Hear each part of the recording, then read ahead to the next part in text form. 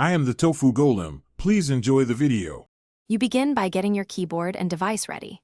Put the keyboard into pairing mode and turn Bluetooth on your phone or tablet. You want the device visible so the keyboard appears quickly in the list. Once the keyboard shows, tap to pair and accept any prompt. Make sure the connection reports as connected. If a code appears, type it on the keyboard, then press enter. When paired, stop in Bluetooth settings to confirm signal strength before moving into Roblox.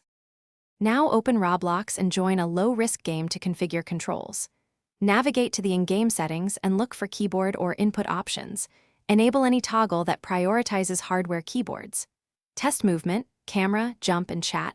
Walk, run, and type to confirm responses. If Roblox supports key remapping on your platform, reassign commands to comfortable keys. Once controls feel responsive, play briefly to validate latency. Finish by saving any mappings and closing apps that might interfere with keyboard input. If keys stop working, first toggle Bluetooth off and on and reconnect the keyboard. That often clears transient glitches. If problems persist, reboot your device, repair the keyboard, and test again in Roblox. Make sure firmware or OS updates are not pending, since updates can fix compatibility.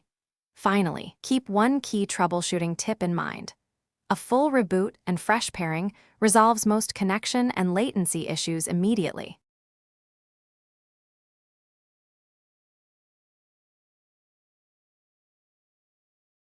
Thanks for watching. Consider subscribing if we helped you today.